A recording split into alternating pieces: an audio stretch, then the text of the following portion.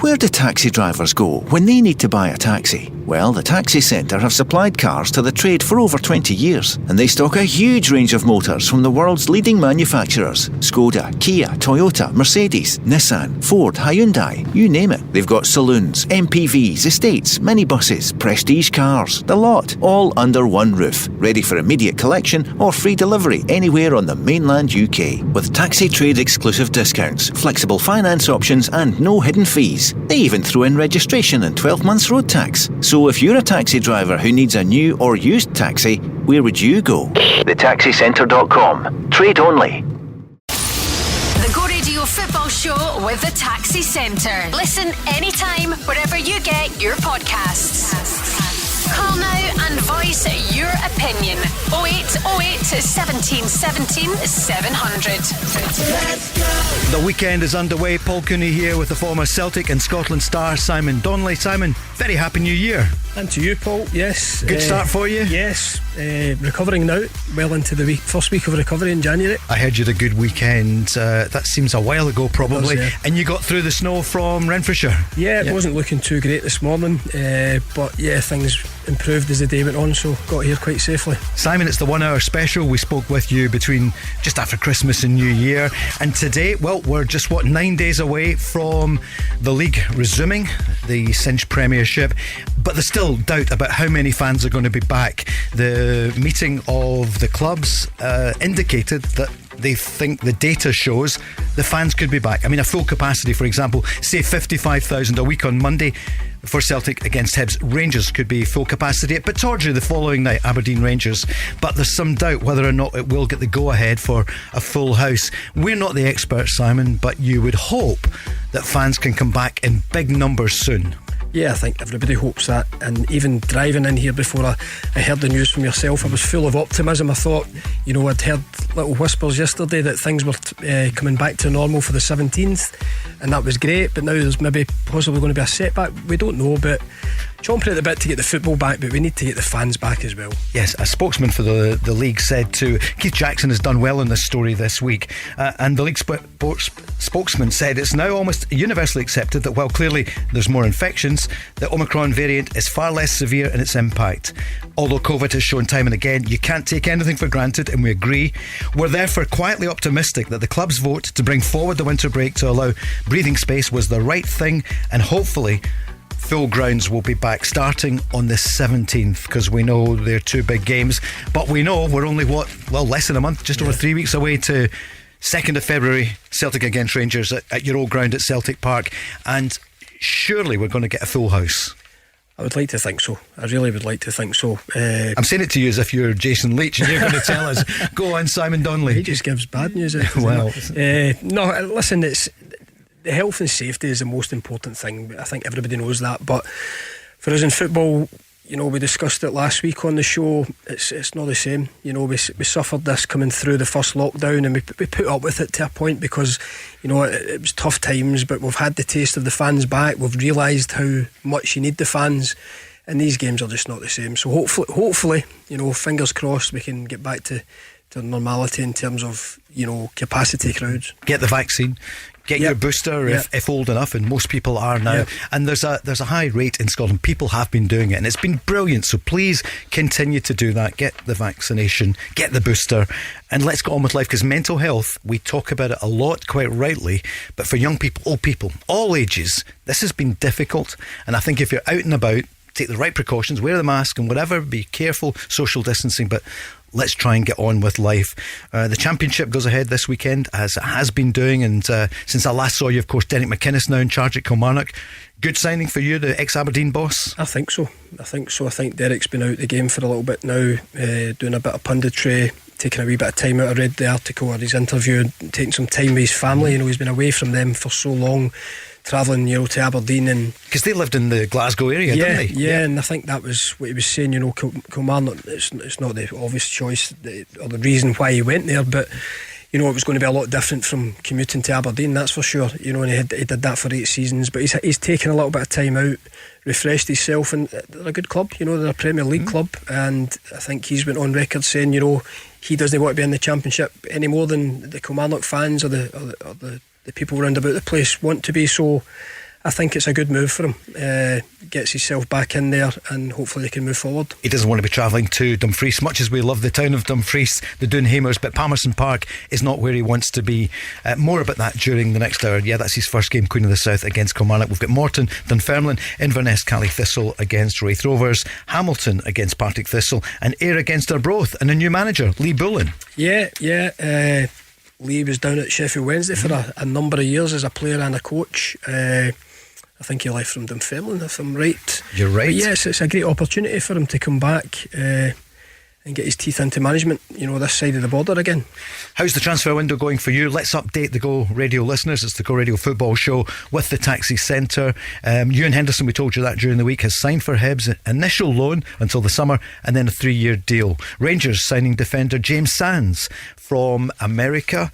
What do you think of both moves? First of all, what about James Sands? He comes with a good reputation, young man. He does, yeah. I think only 21, but I think he's been round about the New York first team from 16 years of age, so he's got the international setup as well, so he's got good experience at his young age. I think people were making out it might be a replacement for Patterson going to Everton, but I think he's more central. I think maybe defensive midfield, centre back, but assured on the ball. So yeah, looks as if he's got a bright future, the kid, and it'll be seven US caps. Sorry, so a lot of experience at 21, Paul. So he'll be looking to try and fight his way into that first team. He's not coming to sit on the bench and be a reserve. He'll be wanting to try and make his way into the first 11. The biggest headline of the week, I suppose, was Nathan Patterson going to Everton. I mean, it's fewer than 30 games for Rangers. He's got his Scotland caps as well. It's been a great bit of business, depends what you read and believe, but somewhere between 12 million and 16 all in, with add-ons eventually. A good move for him, good move for Rangers, and a good signing for Everton. Yeah, I think so. I think both parties will be relatively happy. You don't really like to let young players go, you always want to see them play more, but I think with Nathan, we touched on it on the show before, he wasn't maybe getting as much game time. It'll be interesting to see if he can fit into the Everton setup. I've got no doubt about the kid's ability. I think he's shown that. It's been a huge rise for him, getting to the European Championships with Scotland, performing so well in the World Cup qualifiers. So I think it'll be a good move for him. I would maybe have liked to see him play more games, but maybe he's going to get that at Everton.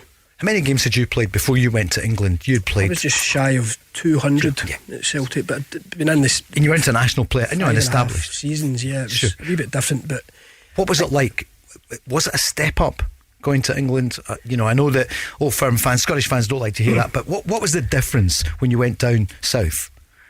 The opposition you're up against. The opposition. I think Nathan will be up against better players. No disrespect to the Scottish Premier League. He's going to be up against better players week in, week out. I think that's the biggest difference. And it'll be a good opportunity for him. He's went down there, as I say, as an international player, and the only thing that he'll be kind of kicking his heels at the moment is he's not played a hell of a lot of games. He'll want to play more. And hopefully in Benitez's setup he sees him as playing there. Unfortunately, he found himself at Rangers behind the captain at the time for the same position, so maybe that went against him a little bit. But as I say, what I've seen of him, I have no doubt he's got a bright future for Everton and Scotland. What was your first game in England? We played our first 2 games down at Sheffield Wednesday, Liverpool and Man U. Who was in the Liverpool team up against Fowler scored that day. We got beat 2-1. Went to Old Trafford on the Wednesday night, second game. Left me out completely. Really? Yeah. That's a vote. Who was your manager? Danny Wilson. That's how good I did on the Saturday. And we get turned over 4-0. Scholes, Beckham, Giggs, the lot, and it could have been 10. So did they bring you back for the third game? Yeah, they did. They did. Well, I mean, it's amazing. That's what if anyone says, "What was Sheffield Wednesday compared to Celtic or whatever?" That's not what we're saying. But you're playing up against, it's a different league. Yeah. It's a different league, and as I say, you're up against better players, and I think you can't really grudge the kid wanting to, do well for himself. And as I say, I think in an ideal world he would have played another few seasons at Rangers, but wasn't getting game time, and I think it suits both parties. They got a good fee for him as well. Although he's up against his captain again, isn't he, Seamus Coleman, who told him he's a Celtic fan, and so there'll be a bit of a battle there. But I think people are proud of Nathan Patterson, and it's good news for the Rangers Academy, and it is good news overall for Rangers, because Celtic say it all the time. Part of the model is to bring players in and develop them, either sign them for a couple of million and sell them on for 10 or more. And Rangers are now back in that game because it's a long time since they. I think he came through. Is it not ages with Billy Gilmore? Is it not? Yeah.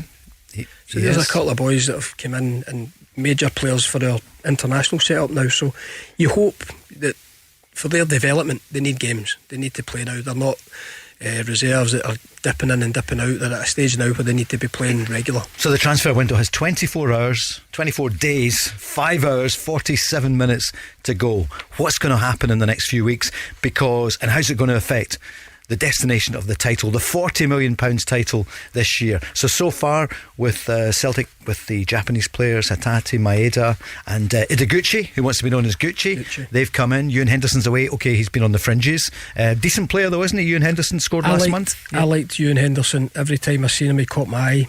I thought that there was a future at Celtic from there. I think he's maybe just been caught up in a period where they're bringing players in his positions, and again, like Patterson not getting enough game time. I think it's a good fit to go to Hibs with Sean Maloney, who will be a forward thinking attacking player, which Ewan Henderson looks to be, and I think it will be a good move for him. I see he said 1,000,000%. I know you can't have 1,000,000%, but when he heard it was Sean Maloney, absolutely he wanted to go there because he worked with them at Celtic. I think similar type of players, clever, forward-thinking players, like to play in the final third and create and make things happen. As I say, every time I've covered Celtic and he's came off the bench and did little things, the Real Betis game recently always caught my eye, and I thought he had a future at Celtic, but he's just get caught up in that wee bit where he's had the opportunity now to go and get more game time, and you can't grudge him that. And it's a good club, Hibs, as well, so it's a good fit for me, I think. Simon Donnelly, a great frontman for Celtic. Is Martin Boyle going to be a great frontman for Celtic? Well, is it going to happen? I've mentioned Martin Boyle as far back as last season. I think he's one of the best performers in the Scottish Premier League, and I've had a lot of flack for it, saying, well, where's he going to fit in? Have you? Yeah. Yeah, a lot of Celtic fans thinking, is he better than what's there? I think at 29 he's at the top of his form. I think he's ready to have a move like that in him. I don't think the Hibs fans would thank me for it, because I think he's a top performer. But you can't have enough good players, and the criticism of Celtic of late has been the lack of depth. So bringing these Japanese players in, and somebody like Martin Boyle would certainly add to that, and I think he'd be fighting for one of those positions in the top three. And you think he would get that position sometime? So obviously Kyogo, we've yet to see. I mean, Maeda comes with a great reputation. Giakoumakis we haven't seen. It's then a headache for Ange, and it's a good headache. That's the one. That's what you want in your squad. People fighting for the same position. Who else do they need to sign, or where do you think they need to strengthen Celtic to wrestle the title back from Rangers? Central defence? Yeah. Well, Carter Vickers, obviously they're trying to tie up. $6.5 million there. Julien is looking to be back fit soon as well. I think somebody had said about a backup goalkeeper for Joe Hart possibly, but I think the guys that they've brought in just now, I know one of the lads, I don't know if it's Hatate or Gucci, who's quite utility, he can play in a few positions. So I think they've done good business already. I think something like Martin Boyle, maybe I'm just looking at it from Celtic glasses and being a little bit greedy, trying to get another quality player in, but I think they've did decent business so far. Are you an agent for him? You wish. Yeah, I know if this was Edinburgh Radio they would hate it, wouldn't they, that Glasgow wants it. But 29 years old, Australian international. For me he's one of the top players in the league. Yep. Rangers, where do they need to strengthen then? I see that Katic has deleted some of his social media. He's obviously been away on loan. I suppose that's not central to what Rangers are going to do. Morella's up front, of course. Will he go? I guess the question will be, is anyone in for him? If he was to go, they would have to strengthen. Fashion Sakala's done well, but he's not Morella's at the moment. He doesn't have that consistency. So if you were the Rangers boss, if you were GVB, what would you be looking to do? Well, I think in this young American that they've brought in, again, the word utility sometimes does the player a disservice, but I think he can play in one or two positions. I think Rangers have the stronger squad in depth at the moment, and unlike Ange, for me, Gio's not been in the door that long, so he's still getting to know his players. I think there's links to I'll let you pronounce the name. The Vitesse John defender. Souttar. No, I'm joking. That's right. It's the defender from Vitesse, Danilo Doecki. Yeah, So, and I think that's an interesting one. You see the influence Postecoglou working in a different pool, you know, the Japanese league. Gio will know, he'll have strong contacts back to his homelands as well, and I wouldn't be surprised if one or two Dutch players come in over the time. But I think just the difference between the two just now is he's not long in the door, and he's still working with the players he's got there. Obviously there's going to be a couple of links, but I think the thing you've hit there, the more important thing for Rangers is not anybody leaving in the transfer window, because as I say, Morelos looks as if he's back to his top form, and I don't think they can afford to lose somebody like that. Rangers squad. So if that was it today, if Celtic had done all the business and Rangers too, has it changed? Has the balance of power changed, or the 6 points that Rangers have over Celtic? I think who's going to win it? Well, I've went on record as Celtic. It's no surprise, but I think Rangers have got the stronger position just now. 6 points clear with 18 games to go, and that window of room for error gets tighter and tighter. You know, the turn of the year, normally there'd be games, obviously we'd to shut down earlier. These games are going to come back in the 17th, a week or so away, and that's when the race really heats up. That's when it will get, you know, Celtic 6 points, can't afford to have too many more slip-ups. Lubomir Moravcik, much loved by the Celtic support, in fact by anyone who loves football. He was a brilliant player, you know him well. He was saying a few days ago, Celtic have to win the Rangers games. They have to start beating their oldest rivals. Yeah, I think so. I think of recent times when Celtic were winning the leagues there, they had a hold over Rangers in these games, and it was much back. I could reflect back to, there was a spell in the 90s when we felt Rangers had a hold over us, and that no matter what you did, you went into games and you played well, and then Gascoigne would break away and score, and the more and more that happened, the soul destroying it became. So I would agree with Lubo, Rangers have now got that hold over Celtic in terms of that particular game, and just for their own sakes they have to kind of end that run, and quicker the better. They obviously, the first one's coming up in February the 2nd, but I can understand what where he's coming from there. You know, you have to go and apply some sort of pressure to Rangers now and really breathe down their necks. A couple of other wee headlines, because I want to ask you about John Souttar in the next session. Will he be playing in an Old Firm game in the coming season, in this year? Liam Shaw, he's off to Motherwell on loan, came from Sheffield Wednesday.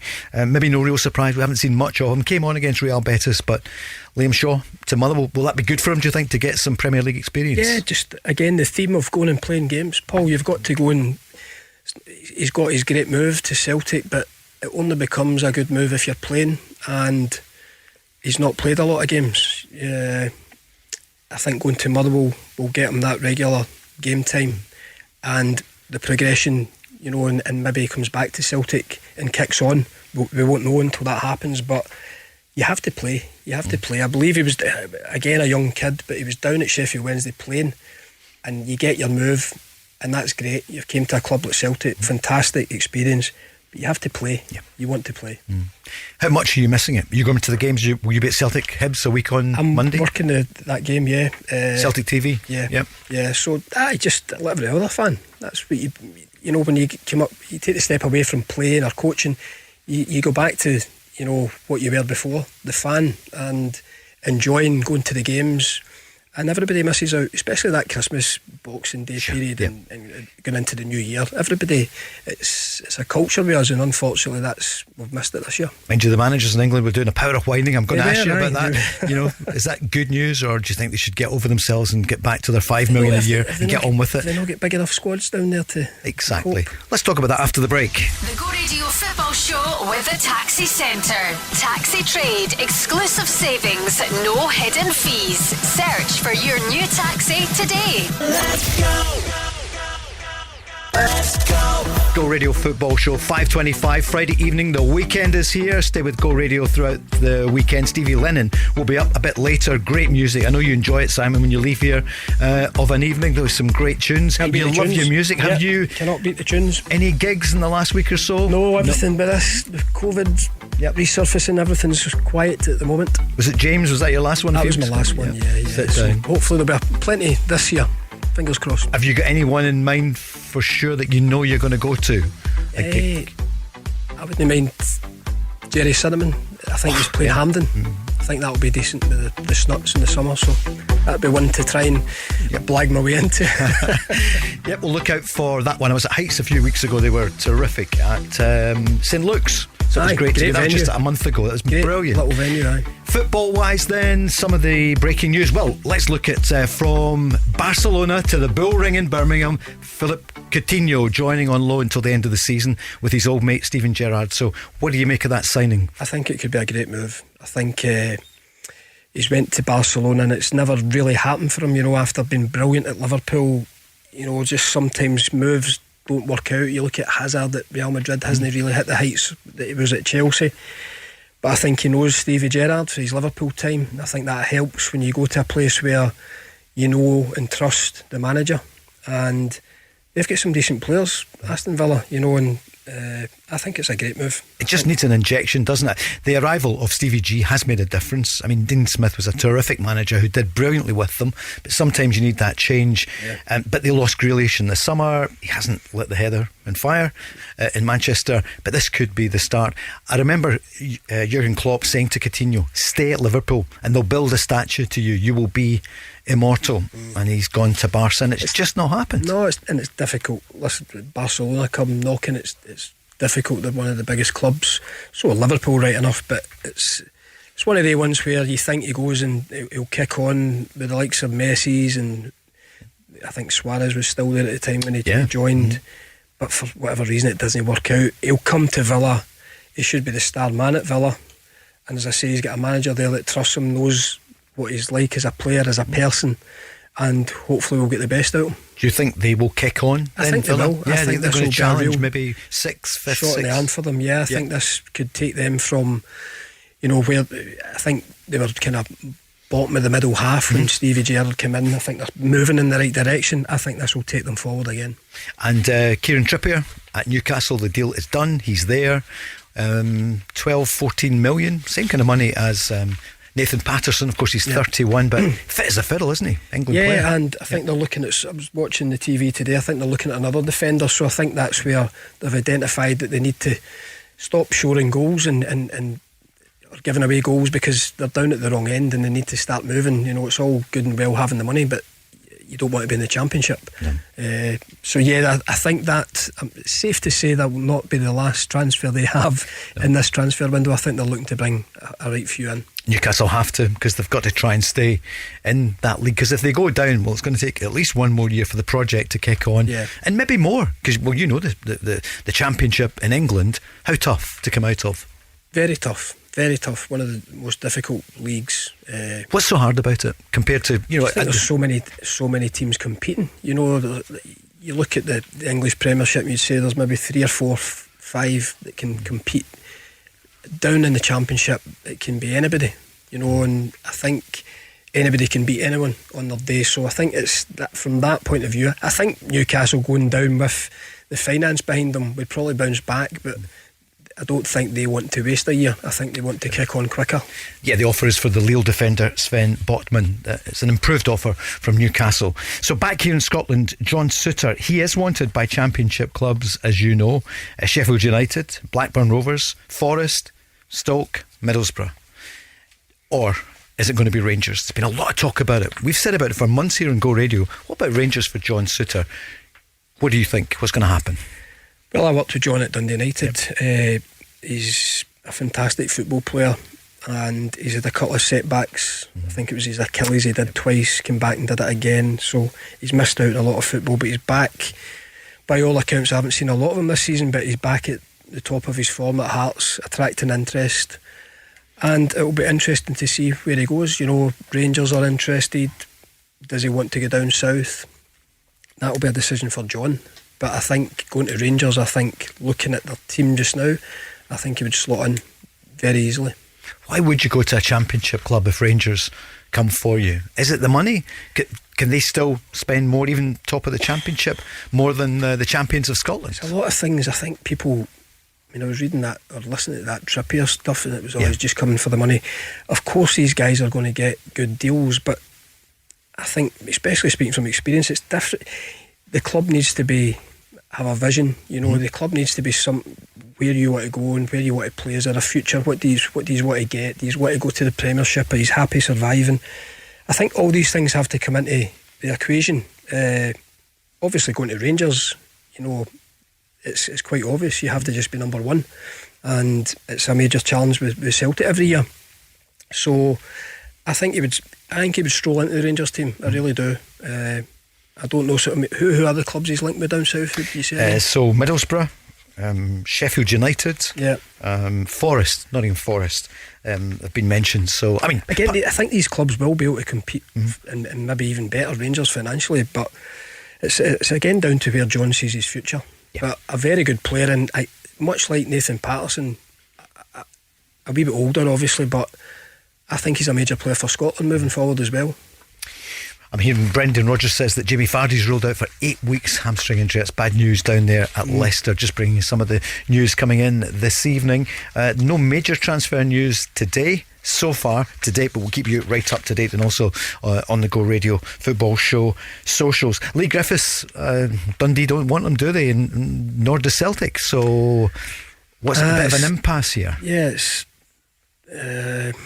it's a frustrating one, because I would have liked to have seen Leigh Griffiths go there and kick on again. For whatever reason, it hasn't happened, and then you're kind of caught in limbo, because I don't really see there's no position for him at Celtic anymore. They're bringing in more strikers, and you just wonder where the future is, where he can go and get a smile on his face and back playing football and doing what he does best. Because we touched on it in the break there, arguably he could have been at the Euros for us last year. He would have been, wouldn't he? Aye. Yeah. I still think our best striker when fit, but things didn't work out, and then you go to Dundee and you think, what, at 31, I remember when I was coming into my career, you think, well, go and give it everything and try and have another 3, 4, 5 years, and for whatever reason it's not worked out as of yet. I think he's only scored 2 goals there.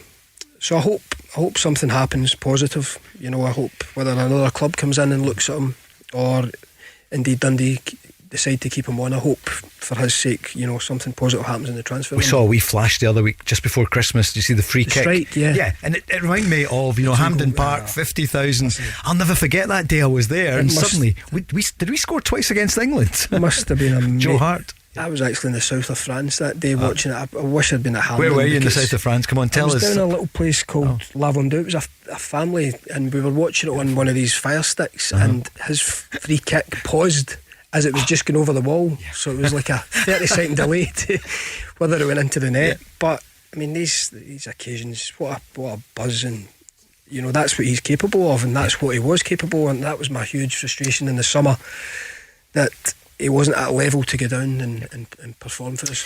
And Soro, he looks to be set to go to New York Red Bulls, are on the radar for him. Would that be the right thing for Soro? Because for whatever reason, he's hardly featuring this year. Yeah, no, he kind of came in last year and he did revitalise him and Turnbull at one point when Celtic were really struggling. He brought a little bit of life to the team, but he's never held it down for any great length of time, and he looks to be way down the pecking list. So again, it's one of those ones where you go somewhere where somebody wants you, and and you try and further your career somewhere else. It's the Go Radio Football Show with the Taxi Centre, Paul Cooney, in the company of the former Scotland, Celtic, Sheffield Wednesday, Partick Thistle, St Johnstone. Help me out, who else have I forgotten? The Pars, did you mention the felon? The Pars, how can I forget the Pars? Hey, Big John, who was in the studio 3 weeks ago, he's doing well, isn't he? Beginning to get some decent results. Yeah, it's a good club again, like Kilmarnock. For a lot of my time, these teams were in the Premier League. They're well followed teams, good tradition in Scotland. So yeah, nice to see them picking up a little bit. New managers this week, so Derek McInnes at Kilmarnock looks to be a terrific signing and real ambition. They've pushed the boat out on this one to get somebody who, because no doubt in time he would have been a target in England, wouldn't he, in a championship club or top of the first division or whatever. I think he would come back. He's got a great reputation. I was reading today, what he did at Aberdeen. They were top 4 all the way in his time there, and you and I remember, Aberdeen were almost relegated at times, weren't they? They were at the wrong end of the table for too long after the glory years of Fergie and some good years after that, but then they really plummeted. And I remember a playoff with him. He came in he came into Aberdeen much around the similar times as we went to Dundee United, and for a couple of seasons there with some really good ding-dong battles with Aberdeen. They had a really good strong team, and we had a decent team at United as well. That was you and Jackie McNamara. Yeah, and I think we actually played against Aberdeen. I think it was Craig Brown's last game, so it was more or less he just came into Aberdeen just after us. But to last and do so well at a club for 8 years, it's not easy. So you have to give him full credit. And as I say, speaking from experience in coaching, he probably has enjoyed the time away from it, but he's got the bug again and he wants to get in, and the Kilmarnock thing's a good opportunity, I believe. Chris Burke's not been on with us for a couple of weeks, but we look forward to seeing him soon. But they've got some great talent there, but they definitely do need some new blood as well. I'm not referring to Chris there, because he's in terrific form.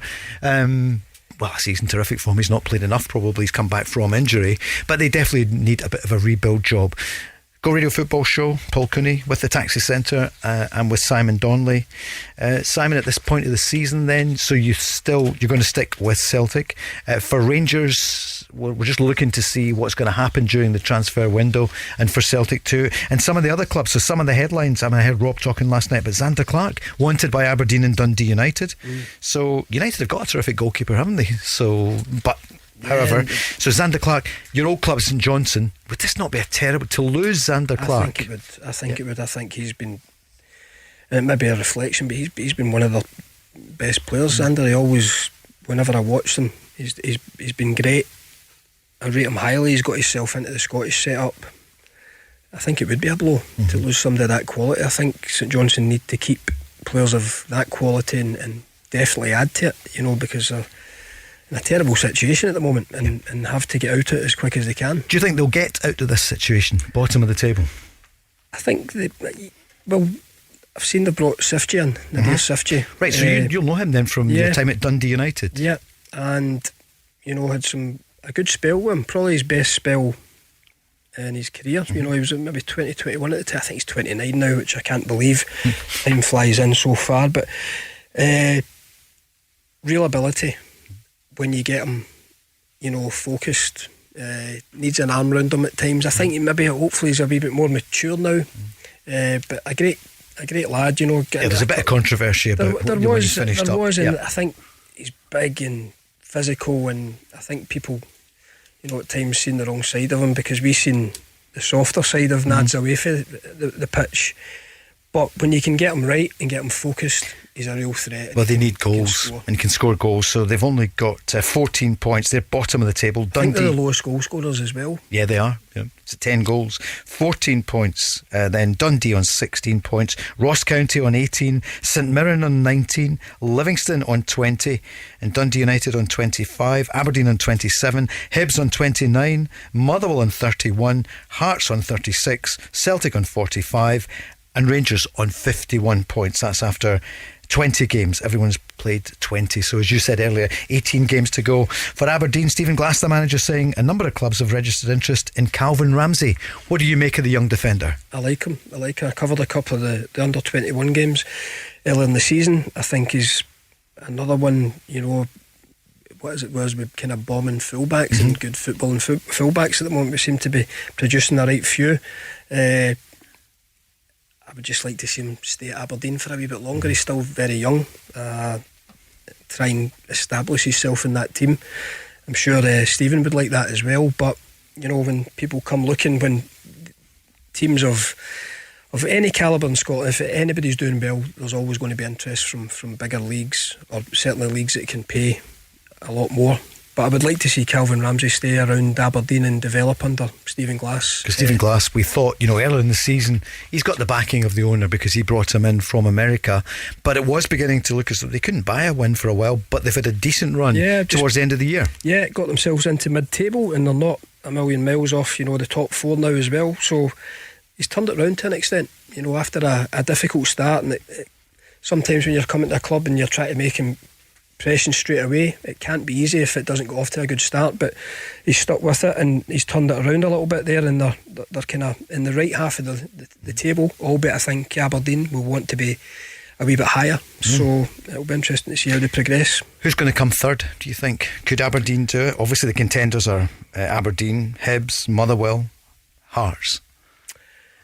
Good question. I think looking at it just now, I think Hearts will take a bit of shifting.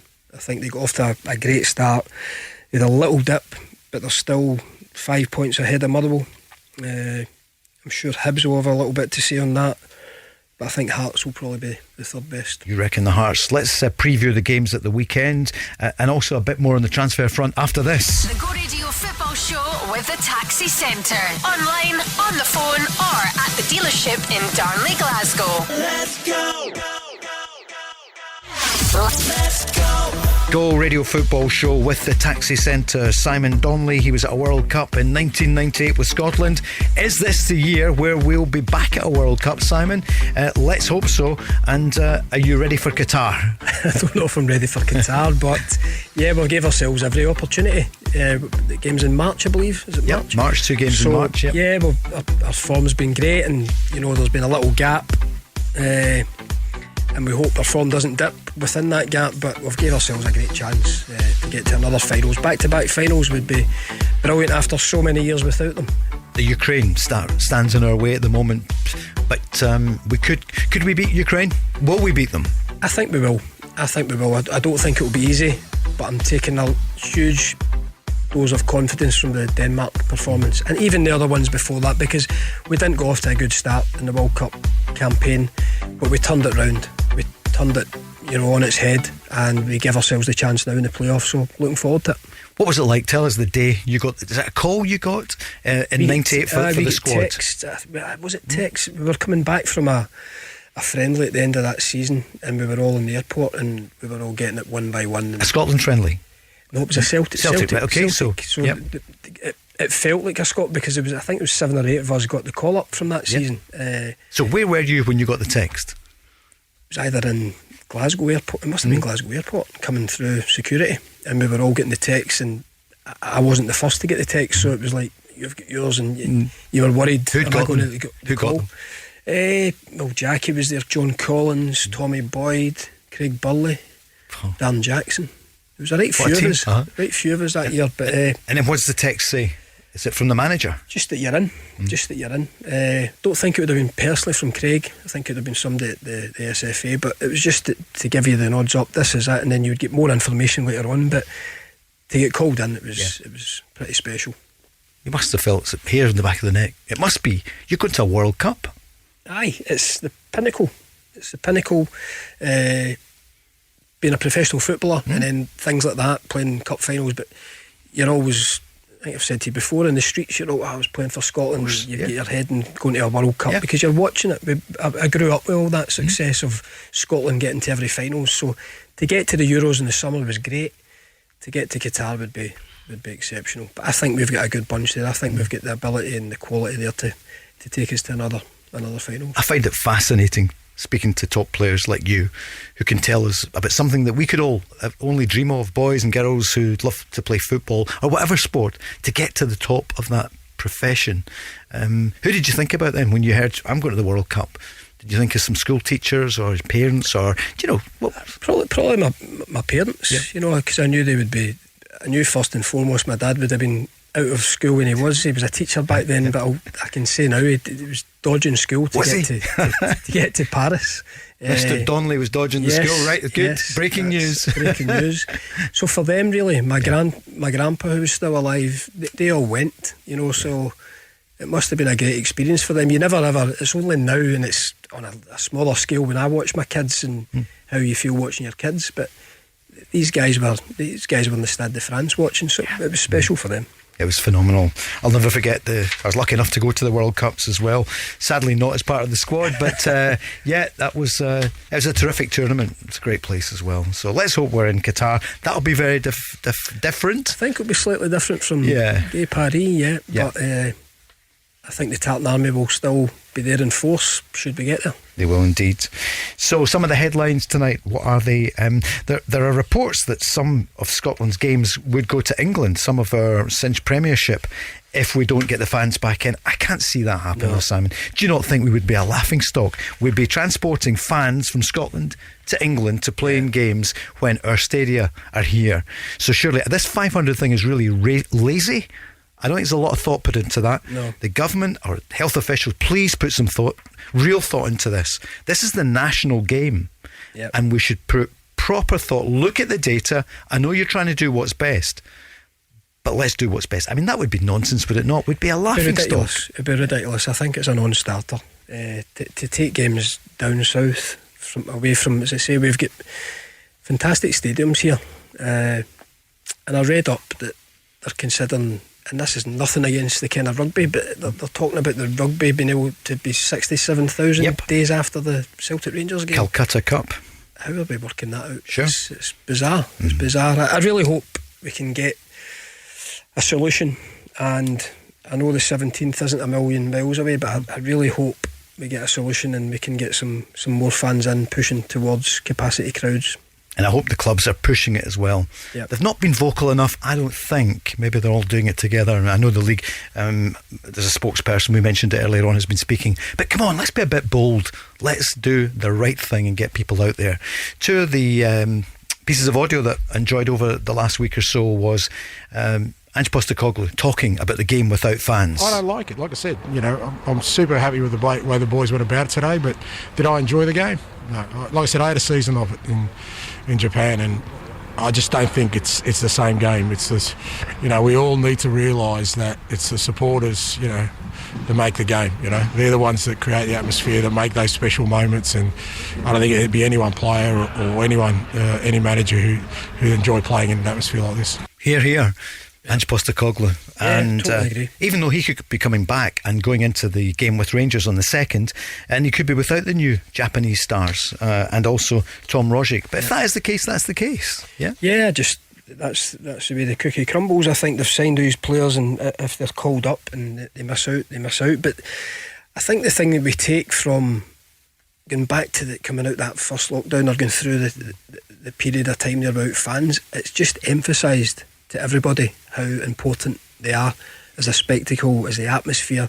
I watched a bit of Juve Napoli last night, and the fans were in, and Juve got off to a good start and lifted by their fans, and I agree 100% with Postecoglou there. It's a different game. It becomes almost like a training match. You can hear the echo of the players round about.